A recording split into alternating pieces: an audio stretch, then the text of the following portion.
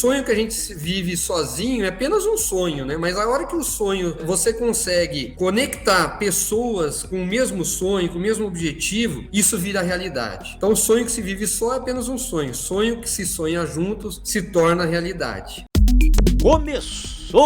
Começando agora mais um E-Show. É empreendedorismo, é inovação, é você à frente do seu negócio. Hoje vamos ver o primeiro episódio da super série com Altino Cristofoletti, sócio fundador da Casa do Construtor, grande empreendedor. Você vai ver o Altino? Claro que vai, vamos com a gente então.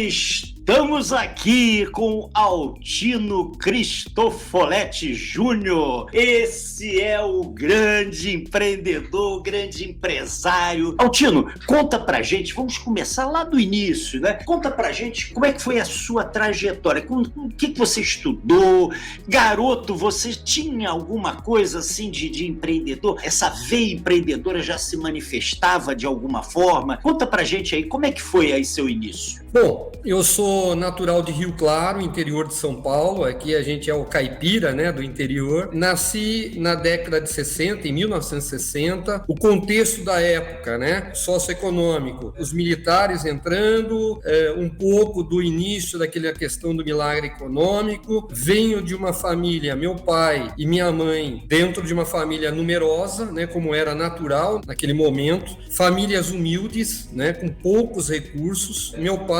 estudou o primeiro grau, né? Mal terminou o primeiro grau. A minha mãe aprendeu a se alfabetizar e eu sou o primeiro filho de 4 irmãos, eu sou mais velho e nasci nesse momento, né, de muita dificuldade da vida dos meus pais. Meu pai teve que empreender, ele trabalhava numa gráfica e depois teve a oportunidade de comprar essa gráfica de uma forma muito difícil. Minha mãe ajudou como pôde e eu então vivia nesse ambiente, né, de escassez, nesse ambiente de família, né, de união. Eu tinha muitos tios, muitos primos, mas o primeiro filho, né, de um casal que estava batalhando muito na vida para tentar, num primeiro momento, sobreviver e criar os filhos, né? Naquela época, as escolas públicas eram o que dominava, então eu fiz a escola pública, né, aqui em Rio Claro. Como todo garoto, participava da vida da vida escolar,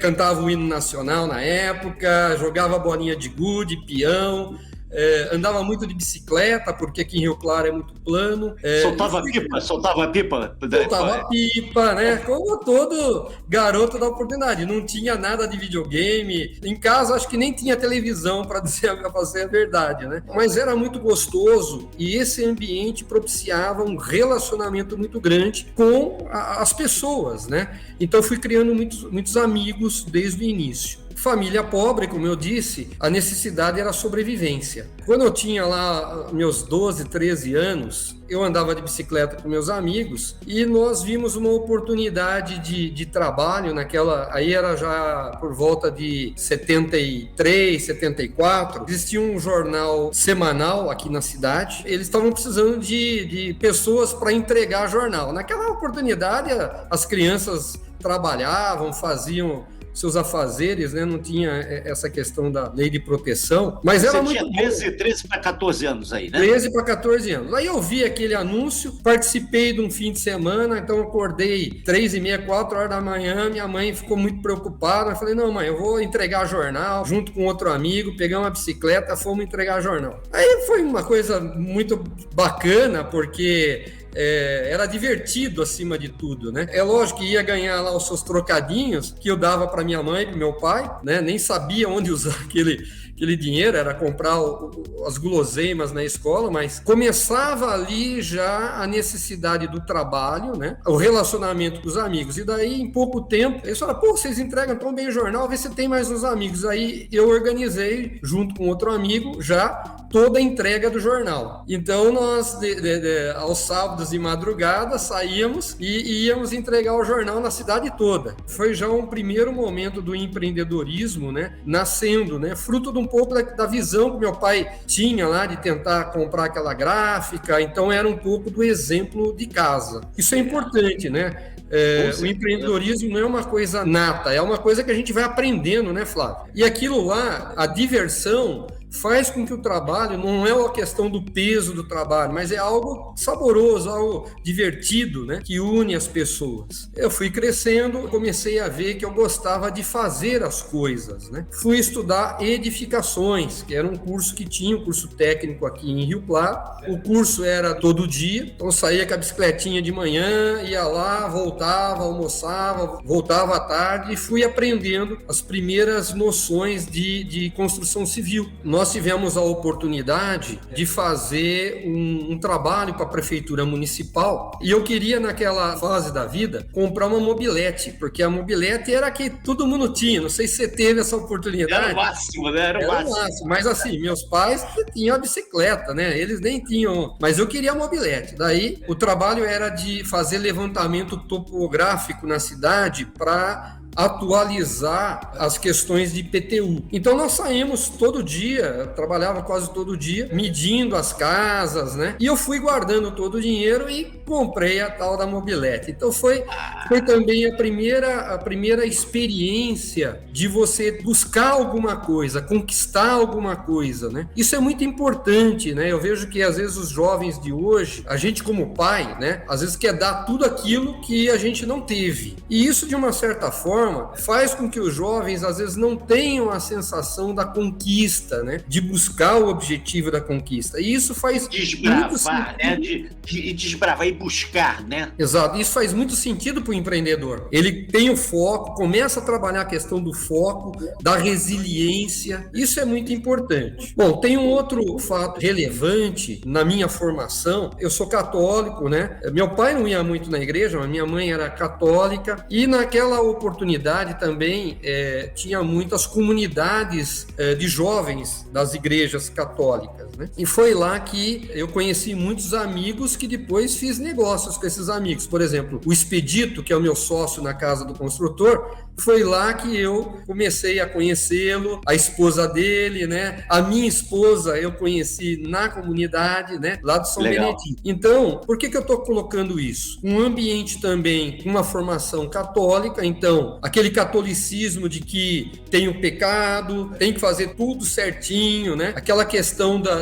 de você ir se relacionando com as pessoas, né? Trabalhando a questão da humildade. Isso foi muito importante na minha formação e na construção dos meus empreendimentos com pessoas que eu conheci, convivi, fui criando a confiança nesse ambiente. E daí, naturalmente, eu fui fazer engenharia civil. Participei de umas 2, 3 vestibulares, né? Teve uma época que fazia edificações, fazia aquele trabalho, à noite ia para o cursinho, não tinha muito tempo de namorar, era já uma atividade intensa, né? Antes de entrar na faculdade. Participei dos vestibulares, entrei em 2, 3 faculdades. Meu pai falou, olha, a gente não tem recursos, é melhor você estudar aqui em Piracicaba, né? E aí todo dia eu levantava de manhã e ia pedir carona, né?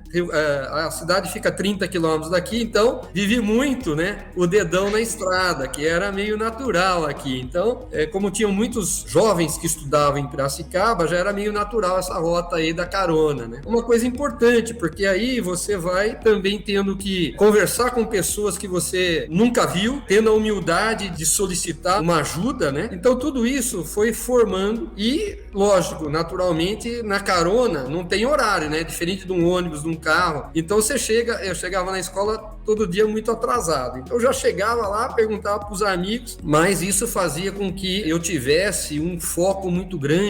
Tinha que estudar, né? Tinha que estudar porque não podia ficar em DP, não podia nem pensar em ter alguma despesa extra, né? Eu tinha uma bolsa pelas minhas condições, pelo ter ido bem no vestibular, mas foi um momento importante. Durante toda a faculdade eu já tive que trabalhar também, então trabalhei no escritório de arquitetura, o arquiteto era criador, eu já fui organizando a parte de execução. Aquela experiência que eu tive de organizar as entregas do jornal, eu fui replicando essa atitude, como você falou, nesses outros ambientes. Então eu não conseguia ficar parado, né? Quando eu terminei a faculdade, década de 80, o milagre econômico já tinha acabado. Na minha família não conseguiu surfar nesse momento, porque ela estava, na verdade, sobrevivendo. Mas estava formado, fui um dos primeiros colocados da faculdade. Parabéns. Isso fruto do trabalho mesmo, da dedicação, né? E do apoio dos amigos, né? Porque os amigos apoiavam muito também. Eu me formei, não estava conseguindo trabalho de forma nenhuma, daí eu consegui ir trabalhar com cálculo estrutural lá em São Paulo. Então eu nunca tinha morado fora, eu fui morar numa república, né? Com outras pessoas de Rio Claro que também estavam tentando ganhar a vida, e fui trabalhar com cálculo de estrutura, né? Fui eu e uma outra amiga, engenheira, e ela ficou 2 meses e falou: Altino, eu vou voltar. Mas a gente tinha pego a responsabilidade de entregar um projeto, né? Que era calcular a estrutura de um hospital. Então, um recém-formado já pegou um hospital para fazer toda a estrutura, né? Uma baita responsabilidade. Então, ia dormir, ficava pensando: nossa, não posso errar, não posso, né? Mas foi muito bom, porque foi mostrando que quando a gente começa um ciclo, é importante você terminar o ciclo, independente de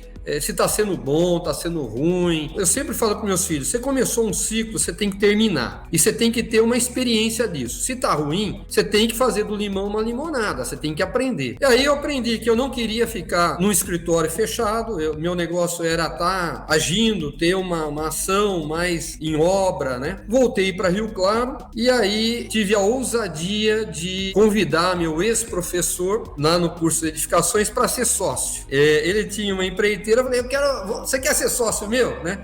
Ele tinha um negócio para calcular, eu calculei e falei: vamos abrir um negócio junto, né? E eu propus para ele abrirmos uma pequena empreiteira, né? Que chamou Concrigênio, né? Construtora Cristofoletti Eugênio, que é o sobrenome do Zé Luiz. E aí começamos do zero também, com muita dificuldade, e ainda naquela década que não tinha nada, né? Foi uma década muito dura, né? Década de 80, né? 80, 90 ali. Mas a gente começou a trabalhar, nunca faltou trabalho, porque a gente fazia as coisas bem certinha, mas era difícil. Outra coisa, Flávio, é importante. Nesse momento, eu não sabia fazer nada business plan, nada financeiro. O negócio era o seguinte, era conta de padeiro, né? Quanto eu ganho, quanto eu tenho que controlar minhas despesas aqui, tem que sobrar alguma coisa no final do período, né? Não dava para contrair dívida, porque não era nem bancarizado, né? Não tinha nada. Então, eu fui aprendendo desde cedo, que é uma cultura que hoje é um pouco diferente, né? Que tinha que dar resultado. Tinha que dar resultado, ou seja, as despesas tinham que ser menor do que a receita, então tinha que dar um jeito. Mas se não ganhou nada, então corta tudo, né? Corta tudo. Mas para sobrar alguma coisa, eu tive que abrir vários empreendimentos ao mesmo tempo. Comprei uma máquina para fazer fundação, aí abri uma fábrica de blocos, depois eu abri, junto com o Zé Luiz, um negócio de vender material hidráulico, elétrico. Então você fazia 10 coisas, e à noite eu comecei a dar aula para o curso de edificações que eu já tinha tido lá. Isso foi muito bom também, porque o professor é aquele que aprende mais dentro de uma sala de aula. Então, fazia 10 mil coisas ao mesmo tempo, né? Casei nesse meio tempo também, tive um tempinho para casar, depois de 10 anos namorando. Minha esposa, uma baita parceira, Tereza Cristina, companheira de todas as horas. Fizemos 35 anos de casados agora, recentemente. Que bacana, parabéns, parabéns, parabéns, Altino e Tereza. E ela sempre ajudando, né? Acho que isso também é importante, Flávio. Fundamental. Quando tem um sonho, isso aí, inclusive, a gente tem lá na Casa do Consultor. Um sonho que a gente vive sozinho é apenas um sonho, né? Mas a hora que o sonho, você consegue conectar pessoas com o mesmo sonho, com o mesmo objetivo, isso vira realidade. Então, o sonho que se vive só é apenas um sonho. Sonho que se sonha juntos se torna realidade. Cria força, né? Cria força, né? Minha esposa sempre parceira, sempre junto. Ela fez terapia ocupacional, mas ela sempre junto aí de todas os empreendimentos, todas as decisões, todas as escolhas, né? Porque nós, como empreendedores, a todo instante tem que fazer escolhas, né? E daí, junto com o José Luiz, com a construtora, eu tive a primeira experiência na área do franchise. Bom, eu gostei tanto que fui fazer o curso de franchise, né? Também com muita dificuldade, pegava o ônibus, fiz lá com o Xerto, né? Marcelo Xerto, grande Marcelo Marcelo. Xerto. Nessa oportunidade, eu estava ajudando uma empresa que tinha uma área de construção civil, era uma empresa muito grande aqui em Rio Claro, e eles tinham várias unidades de negócio, tinham lojas de tintas, e eu falei, bom, acho que podemos fazer uma franquia de lojas de tintas, né? Eu pensei comigo, né? Nesse momento do franchising, a indústria da construção civil ainda não estava estruturada com franchise. Nascia nessa oportunidade o Multicoisas, que estava muito mais focado em construção naquela oportunidade. Nascia a Porto Belo, que eram os benchmarks assim que a gente tinha na área de construção, mas muito voltado para a indústria, né? E aí eu falei, pô, podemos pensar nessa questão de tintas. Daí eu fiz uma proposta para essa empresa, eles pagaram a minha viagem e com o objetivo de eu estruturar aí uma franquia dessa área de tintas, né, na volta, né? E estruturei essa rede de lojas de tintas. Tive que conversar com várias indústrias, montamos tudo, nascemos já com 33 lojas, mas infelizmente, numa questão de sucessão, que é uma coisa importantíssima, né, para nós empreendedores. Empresa familiar, né? Ela precisa pensar nisso antes, né? A empresa familiar precisa se estruturar para isso. Da noite para o dia, desmoronou todos os projetos, né? Uma pena, tinha uma coisa importante. E aí vimos a oportunidade de eu, Expedito, abrir a Casa do Construtor, né? Falei, Expedito, pô, existe essa possibilidade da gente fazer alguma coisa aí juntos, né? Vamos sempre tentar fazer alguma coisa juntos. Vamos tentar fazer alguma coisa na área de construção? E a primeira ideia foi o Expedito que deu, que na verdade já era a semente do que a gente chama lá dos maridos de aluguel, né? Que depois virou várias empresas franqueadoras nessa área, né? Que são profissionais da área de construção civil que prestam diversos serviços aí de restauração, de reforma, de manutenção. Era uma empresa de serviço mesmo, ou seja, de serviço. Principalmente essa era a ideia. O Expedito que era o operador, porque nós não tínhamos nem gente naquela oportunidade. O Expedito era o primeiro marido de aluguel, né? Foi o primeiro marido de aluguel, ele também tem uma história fantástica, e pegava, ele também tinha lá uma mobilete, né, naquela época, então pegava a mobilete, ia lá limpar a caixa d'água com toda a humildade também, mas naquele momento não estávamos pensando ainda em franquia, a gente só estava querendo trabalhar juntos, e a gente já entendeu que não ia dar certo aquilo lá, né? Se eu começamos a envolver alguns profissionais, daí não tinha consistência, não tinha capacitação. A gente falou, olha, isso é muito complexo, é difícil esse negócio parar de pé. Vamos pensar em outra coisa, vamos no feijão com arroz. E aí nós abrimos um depósito de material de construção que vendia pedra, areia, cimento. Eu tinha empreiteira, né? Ele também tinha uma pequena empreiteira. Nós pegamos literalmente meia dúzia de equipamentos que a gente tinha, 2 betoneiras, um vibrador, que é na área de concretos, enfim, uma furadeira, e colocamos junto para alugar lá no depósito de material de construção. Veja. Legal esse início, hein, rapaz? Que bacana isso, cara. É aquela história do comece, né? Comece. Se quer fazer alguma coisa, comece. Esse começo tá maravilhoso. Continua aí. Então tinha os equipamentos, já botou para alugar no depósito. E uma coisa que a gente aprendeu, o bom é inimigo do ótimo. O bom é inimigo do ótimo. Porque bom é o que tem, nós tínhamos isso, então vai que dá, né? O que nós fizemos então? O Expedito também tinha outros trabalhos, né? Naquele mesmo momento, e eu também. Aí o irmão do Expedito foi lá para o depósito de material de construção e nós íamos dando suporte e tal. Mas não existia em 91, 92 a cultura de alugar máquinas. Hoje o que a gente chama de economia compartilhada, né, que foi muito massificado com o Uber, Airbnb, naquele estágio, não existia esse conceito de economia compartilhada. Vocês estavam à frente do mercado nesse momento. Sem saber, né? Não é? Não é que as coisas eram assim, não, eu fiz pensando em abundância em vez de escassez, não tinha nada disso, foi sobrevivência, tentativa e erro, né? Nós fomos uma startup naquela oportunidade. Foi startup mesmo, muito da intuição, né? Você tinha uma intuição, né? Que aquilo era um caminho, e poderia ter dado errado, você ia buscar outro e tal, que é o que faz as startups, né? Erram rápido e vão corrigindo, né? E é isso, e você fez, né? Viu que não dava o negócio do serviço e tal, o pessoal, para treinar as pessoas não davam. Pô, peraí, vamos fazer um depósito. O depósito começou a alugar máquina e vamos lá, conta aí que tá ficando bom esse negócio. E daí, o que acontecia? Problema de cultura, né? De mercado. As pessoas chegavam, compravam o cimento, mas tinham o hábito de emprestar. Então eu falava, não, eu quero a betoneira, que é o equipamento para você fazer o concreto, a argamassa, né, que gira esses materiais, que prepara esses materiais, né? Queria de graça, ele queria de graça. Queria emprestado, né? E daí trabalhar essa questão da cultura, né? Quer dizer, quando a gente começou o negócio, nós não fizemos uma análise de mercado, quanto esse mercado pode suportar, qual a cultura. Não, nós estamos fazendo, né? Tentativa e erro. Outro problema, né? Fluxo de caixa, porque a gente estava na periferia da cidade, era onde a gente pôde abrir o ponto comercial, e as pessoas punham no prego, né? Sabe o que é pôr no prego? Naquela oportunidade, não tem software de gestão, de nada, era tudo na cadernetinha ainda, né? E punha no prego porque tinha um prego, então tirava o pedidinho lá, 1 metro de areia, 10 sacos de cimento, um aluguel da betoneira, e depois você paga, né? E daí pegava aquele pedidinho e punha no prego, né? Isso é pôr no prego, né? E aí qual que é o problema? Fluxo de caixa, né? Porque nós não tínhamos grana. E aí, inadimplência, controle disso, né? Bom, foi um ano, a gente foi capengando. Chegou no final do ano, o Zé Mário, né, o irmão do Expedito, falou, olha, não quero mais brincadeira disso aqui, não quero mais brincar disso aqui não. Tô fora, vou fazer meus negócios lá. E fechou as portas, né? Dezembro fechou as portas. Aí sentou eu com o Expedito estava trabalhando num escritório regional aqui da administração estadual aqui, falou, ó, nós não temos outra escolha, ou um de nós dois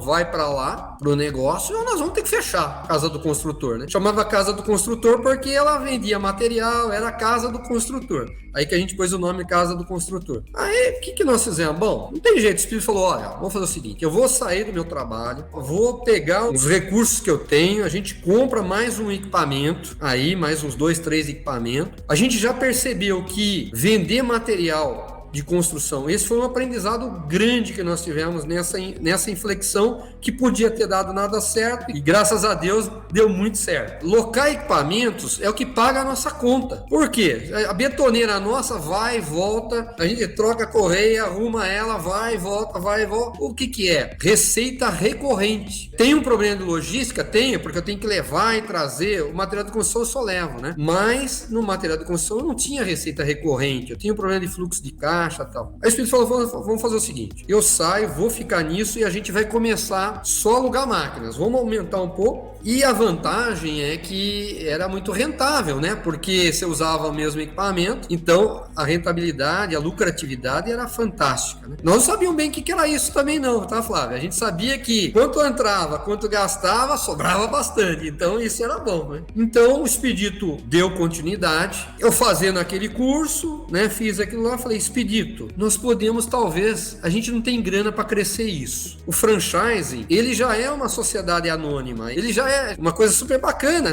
vai trazer gente com o empreendimento, vai trazer gente com grana, e a gente pode abrir um negócio aí que tenha 3, 4, 5 lojas, Expedito. Pô, imagina, 5 lojas. E aí veio toda a experiência do franchise anterior, né? Você já conhecia a base, né? Pô, exato. Vamos juntar essas duas coisas aqui, né? Mas daí o Espírito falou, bom, mas eu sei, você fez o negócio lá, mas nós não temos grana para fazer manual, para contratar uma empresa para fazer manuais, o jurídico. Como é que nós vamos fazer? Bom, Espírito, vamos pegar o que a gente tem de conhecimento, de informação, você está aí na operação, eu tenho esse conhecimento do franchise, vamos fazer os manuais juntos, né? E o que nós fazíamos? Então o Expedito trabalhava até 6 horas, eu saía das minhas atividades, parei nesse momento de dar aula, né? Porque dava aula à noite. À noite a gente chegava lá às 6h30, ia lá para a loja ou ia para algum lugar, sentávamos e íamos detalhando os processos. Espírito, como é que foi o processo de venda sua? Qual foi o argumento de venda? Vamos pôr isso no papel. O problema da gente não ter inadimplência, como é que a gente faz? Vamos pôr no papel. Vamos pôr tudo no papel, todos os processos. E saiu o manual de operações, que a gente pega o manual hoje, a grande base do manual está até hoje. Depois é lógico, a gente trouxe tecnologia, trouxemos processos Lean para dentro da manualização, né, dos processos, mas começou dessa forma. Mas veja bem, a gente tinha uma questão de valor que é o respeito com as pessoas, né? Como é que nós vamos abrir uma franquia? Primeiro, quem conhece Casa do Consultor? Ninguém. Segundo, quem conhece Altino Espírito? Também ninguém. Não temos recurso aí para ir no banco, fazer um empréstimo, fazer um marketing, né? Vamos fazer o seguinte, Espírito, vamos abrir, mas a gente tem que testar. Não podemos trazer alguém de fora e se dar errado esse negócio. Como é que fica? A responsabilidade nossa é mais uma família envolvida, né? Aí nós falamos, bom, vamos abrir mais uma loja. Aí nós abrimos a loja de Araras. Aí eu que fui para a loja. Aí eu já fui deixando um pouco as coisas e eu fui concentrando um pouco mais na Casa do Consultor. Daí eu fui para a loja, lá de Araras. Mas daí, vamos abrir a loja? Vamos fazer um manual de abertura e instalação. E já testando, né? Já testando como se fosse um franqueado, né? Um franqueado. E nós somos muito pioneiros nessa área de locação, né? No conceito que existia, primeiro que estava em grandes cidades. Nós trouxemos para o interior. Segundo, lá nas grandes cidades, o conceito era alugar um equipamento por muito tempo. Era o chamado de locação por atacado. Ele alugava uma máquina maior, mas por um período grande, 6 meses, 7 meses, 1 ano. E nós alugávamos máquinas pequenas, que era o que a gente tinha poder de compra, né? Essas máquinas pequenas, você não podia alugar por um período grande. Então a gente entendeu que alugar pelo período que o cliente precisava era significativo, era respeitoso para o cliente e daí dava para a gente alugar várias vezes aquela mesma máquina. A gente introduziu então já um conceito novo que era de alugar pelo período que a pessoa necessita. Isso se desenvolveu no Brasil todo depois esse conceito. Outro conceito. Eram depósitos que tinham, que não eram pontos comerciais, escuro, fechado, tudo aquilo lá jogado no chão, era muito por telefone, e nós abrimos uma lojinha, um espaço, pintamos as paredes de branco, pusemos um balcãozinho branco, uma camiseta de uniforme, já adotamos aí um certo padrão, trouxemos o conceito de varejo, né? Varejo da locação de máquinas e equipamentos, foi um outro pioneirismo. Então tem muito pioneirismo aí nesse ramo, não é à toa que hoje a gente é referência, né, nessa área de locação de máquinas aí no Brasil e no mundo. Hoje a gente recebe visitas do mundo inteiro. Só mais um ponto que eu acho que é relevante, que mudou um pouquinho a postura nossa de empreendedor, de empresário, de olhar um pouco de forma mais estratégica. 2010, nós somos eleitos franqueador do ano pela Pequenas Empresas, né? Para nós foi uma surpresa danada, né? A gente nunca esperava ser eleito franqueador do ano, fruto da estrutura que a gente foi construindo, dessa consolidação que você falou que foi muito importante. O nosso crescimento foi sempre ramp-up, mas com muita consistência, e não foi assim uma curva muito exponencial, né? Não foi exponencial,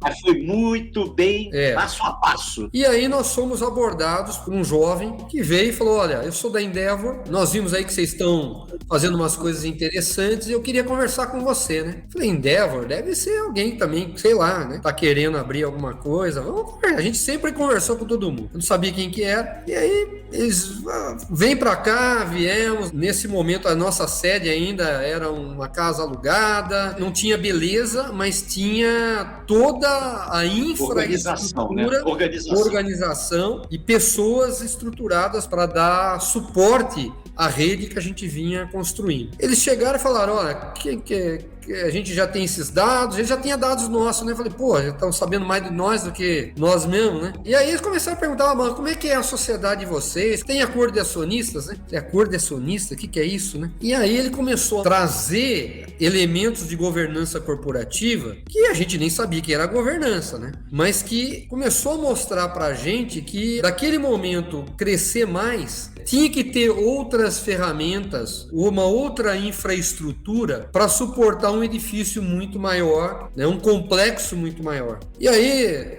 a gente já tinha ferramentas de gestão, né? Ou seja, gestão, né? Planejamento estratégico, auditoria externa, a estrutura societária bem certinha, tudo definida, né? E chegaram e falaram, olha, vocês estão crescendo, tenho certeza que tá indo bem, mas vocês não vão muito longe, não. Se vocês não fizerem essa lição de casa, não vão ser empreendedores Endeavor. Daí a gente já sabia o que era o empreendedor Endeavor, né? Que era uma ONG que o Paulo Lemon, Passos trouxeram com o objetivo de desenvolver empreendedores de alto impacto, né? Empreendedores que podiam impactar muitas pessoas, né? Que podiam impactar o ambiente. Essa é a proposta da Endeavor. E falaram, tudo bem, vocês fazem aí a lição de casa, mas vocês não servem para ser empreendedor Endeavor. Bom, aquilo lá mexeu com a gente, né? A gente não gosta de falar que não serve, né? Então vamos fazer nossa lição de casa. Esquecemos Endeavor e fomos fazer. Acertamos toda a questão societária, acertamos acordo de acionistas, trouxemos uma pessoa lá para ajudar a gente como se fosse um conselheiro, criamos um conselho, convidamos amigos do franchising para ser os nossos primeiros conselheiros, né?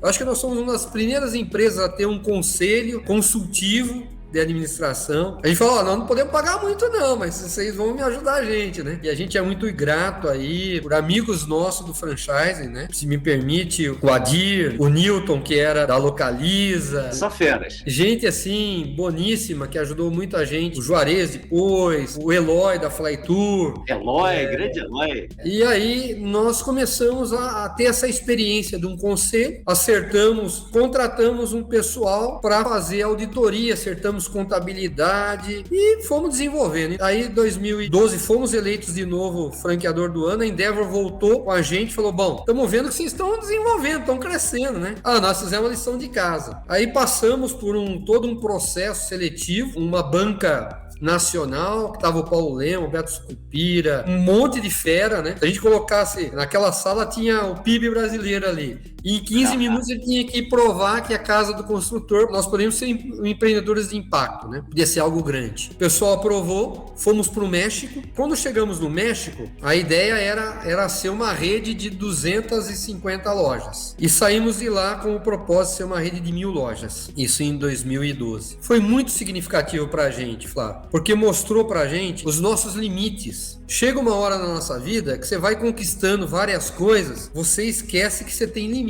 Você começa a achar que você pode tudo. Se eu conseguir isso daqui, eu vou conseguir outra coisa também. Eu vou conseguir ter 1.000 lojas, né? Mas se a gente não fizer a lição de casa, trazer gente mais competente do que a gente, para dar um salto na companhia, e você começar a ter uma cabeça muito mais de estratégia, de visão mais de longo prazo, você pode até conseguir se dar bem, mas a probabilidade é pequena e o impacto seu vai ser menor, não tenha dúvida. Não tenha dúvida. E aí nós começamos a fazer um processo de sucessão. Os filhos do Espírito já estavam envolvidos, meus filhos começaram a se envolver. Hoje a gente tem um conselho de família, temos um conselho de administração profissional, auditado externamente, com todas as ferramentas de governança, e isso não tenho dúvida que vai fazer nossa empresa impactar muito mais pessoas de forma positiva, né? Então, acho que essa é outra lição que a gente está aprendendo, né? Cada ciclo de vida, a gente vai ter uma outra função, um outro papel, tão importante quanto foi o primeiro papel lá atrás, né? De começar a juntar um grupinho de pessoas para entregar jornal. E cada fase dessa teve muito aprendizado, né? E vai continuar tendo, Exato. Né? Porque você é uma pessoa de mente aberta, né? Que está aí aberto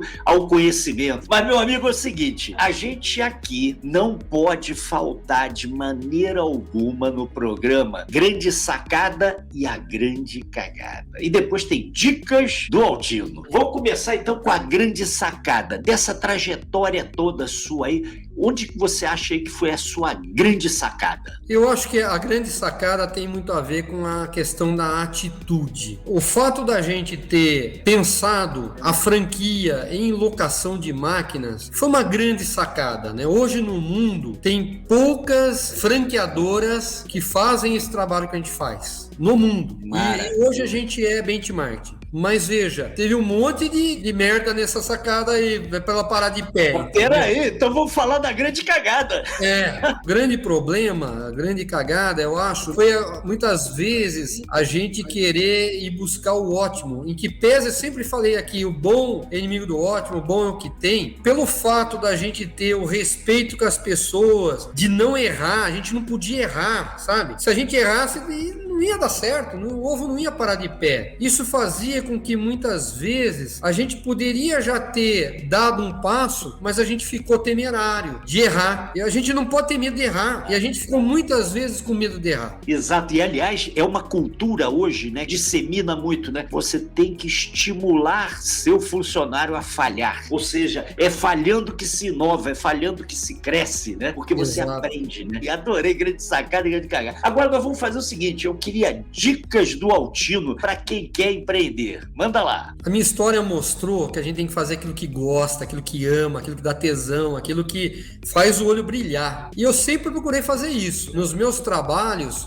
muitas vezes me deparei com coisas difíceis, mas fechar o ciclo foi importante para aprender e saber pelo menos o que eu não queria. Então, faça aquilo que você gosta, porque o trabalho vai ser realmente algo que vai te dar prazer, que vai fazer você crescer. Segundo ponto, que é extremamente importante, venda o seu sonho com as pessoas que você convive, com as pessoas que você adora, com a sua família, com seus amigos. Seja um vendedor desse sonho e faça com que essas pessoas, no bom sentido, né, comprem esse sonho, construam junto esse sonho e entenda que construir esse sonho passou a não ser mais o seu sonho, passou a ser um sonho coletivo. Então não é aquilo que você quer mais, é aquilo que esse grupo, que esse coletivo quer. Então isso é outra coisa importante. Qualquer empreendimento envolva as pessoas, né? Não faça você sozinho, mas você vai ter que entender que você vai ter que ter a humildade de ouvir, de você construir um sonho colaborativo. E terceiro ponto, né? Traga pessoas melhor que você. Eu aprendi aí nessa jornada, né, que você não pode ser um gestor Branca de Neve, só tem anões embaixo de você. Você tem que ter realmente gente mais competente que você. Se você tiver gente mais competente que você delega, você deixa essas pessoas a construírem aquilo que você está pensando. E você vai ter um tempo maior para fazer o quê? Trazer gente boa, para fazer com que as pessoas fiquem motivadas, para alinhar o sonho, né, o norte, junto com todo mundo. Então, acho que são 3 coisas que eu fui aprendendo no meu dia a dia, que eu acho que é fantástico e que faz todo sentido, entendeu, Flávio? Total sentido. Adorei as 3 dicas. Aliás, adorei a entrevista. Olha, superou e muito a minha expectativa. Eu quero dizer aqui no ar para você, Altino. Altino, você é show, meu amigo. Muito obrigado. Grande Altino. Valeu. Você também. Uma salva de palmas aí. Parabéns. Que maravilha, não é mesmo? Na próxima semana tem mais. E vamos à frase da semana, e a de hoje é de Lucão. E quem mandou foi Luna Soares Manfredo, de Florianópolis, Santa Catarina. Vamos à frase. Quase sempre é muito cedo para ser tarde demais. Lucão. Valeu, grande Luna. E você aí, manda sua frase também. Nós vamos encerrar o próximo programa com ela. Tá aí no YouTube? Comenta, critica, o programa é seu. Se inscreva no canal, é só um clique aqui embaixo. Olha, foi muito bom ter você aqui com a gente no eShow, o nosso canal do empreendedorismo e inovação. Até a próxima terça aí. Forte abraço.